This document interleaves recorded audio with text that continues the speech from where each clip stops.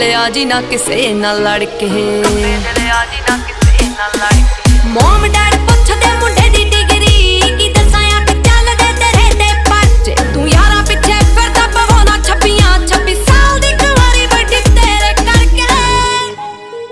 ਗੁਰਸਿੱਧ music A to Z ਤੇਰੇ ਸਾਰੇ ਯਾਰ ਜੱਟਿਆ, ਓ ਜੱਟਾਂ ਵਾਲੇ ਦਿਲ ਜੱਟਾਂ ਵਾਲੀ ਮੱਤਿਆ।